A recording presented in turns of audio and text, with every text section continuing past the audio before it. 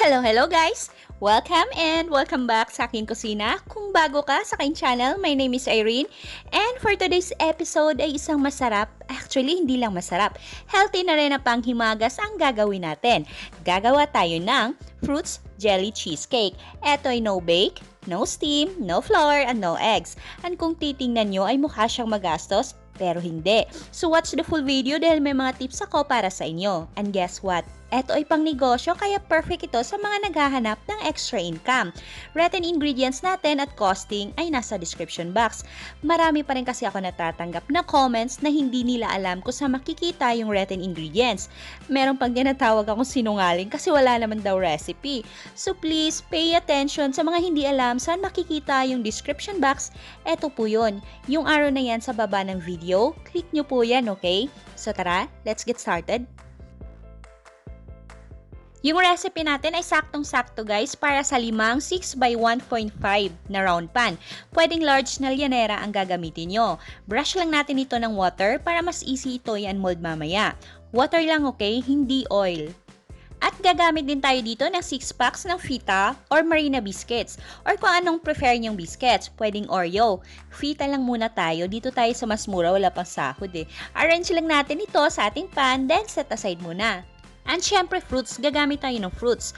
Actually, pwedeng fruit cocktail ang gamitin nyo, but I suggest na fresh fruits ang gamitin nyo kasi mas makakapili kayo ng fruits na gusto nyo ilagay. Sa cocktail kasi madalas ang laman ay pinya lang at papaya. Bumili lang ako ng isang perasong mangga, 24 pesos ito dito sa amin. Tapos pineapple slice, 10 piso lang ito. Yung nabibili sa palengke na 10 pesos per slice. Tapos nakalagay lang siya sa plastic. At syempre pwede kayo gumamit ng pineapple slice na nasa lata.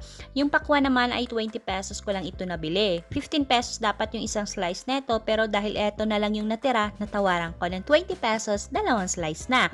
Yung ubas naman ay 50 pesos. Naghahanap ako ng green na ubas, wala akong mahanap. Mas maganda kasi sana kung may green. Isang apple yung tig 15 pesos, then 20 pongka na tig 10 isa. Di ako sure kung magkano ang presyohan ng prutas sa inyo, kaya kung mas mahal sa inyo, adjust nyo na lang yung retail price nyo. Then hiwain lang natin itong mga to.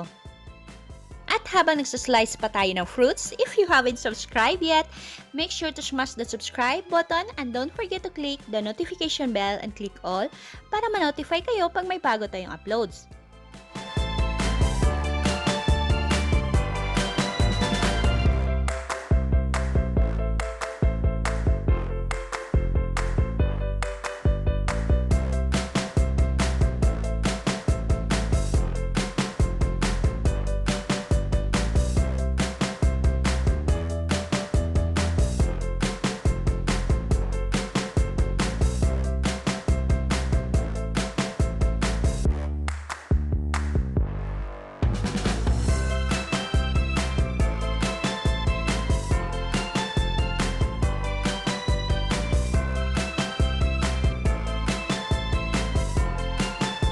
Ready na yung mga fruits natin. Yung sliced apple ay binabad ko lang sa water to prevent discoloration.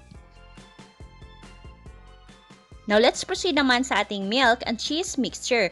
Gumamit lang ako ng 1 liter of fresh milk. Pwedeng evaporated milk ang gamitin nyo. Sa 1 liter ay nasa 4 cups. Pwede na dalawang 410 ml of evaporated milk ang gamitin nyo. Then 1 pack of gulaman powder yung kulay white. Add na rin natin yung ating 1 cup of white sugar. Mix well at tikman ito kung okay na ba sa inyo yung tamis. Para sa akin ay okay na ito. Then, salang na natin ito sa apoy, set natin to medium heat, lutuin natin habang continuous na hinahalo.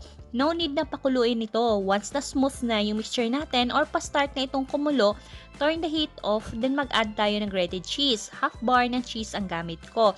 Tapos lagay na natin ito sa ating prepared pan kanina na may fita na biscuits.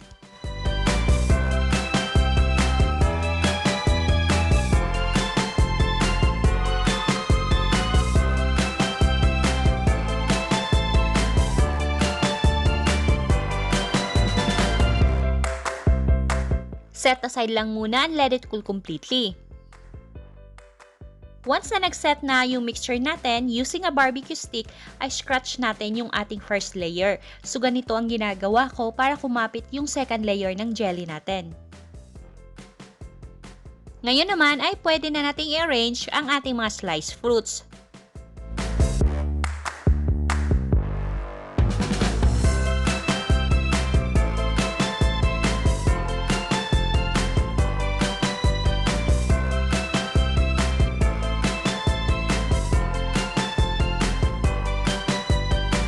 Then set aside lang muna natin ito at gawin naman natin yung ating clear na jelly mixture.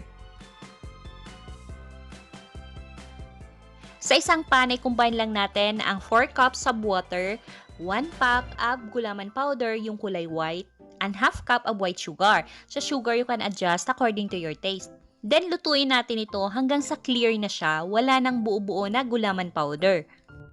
Pag ganito na, clear na, turn the heat off, then maglagay tayo ng mixture sa ating sliced fruits.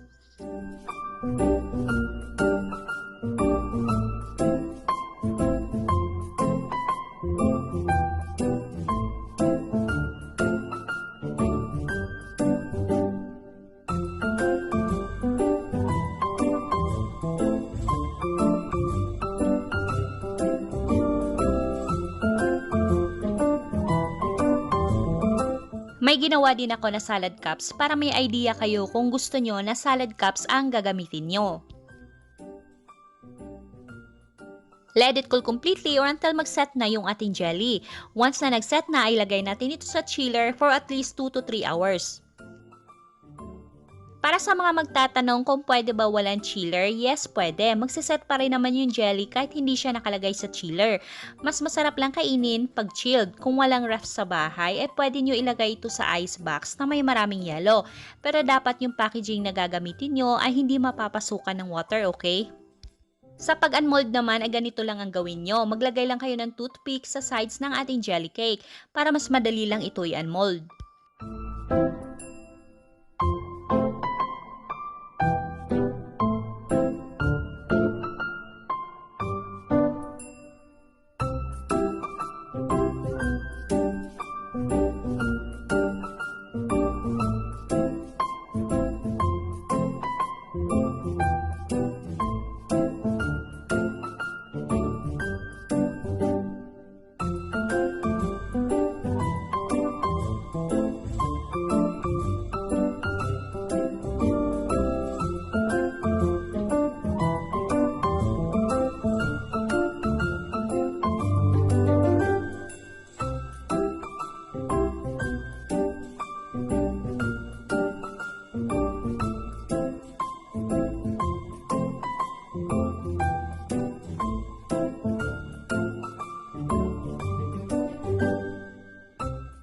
Ready to serve na at syempre pwede ring ibenta ang ating fruits jelly cheesecake. Hindi kayo mahihirapang ibenta ito dahil itsura pa lang ay nakakatakam na at syempre swak din sa panlasa.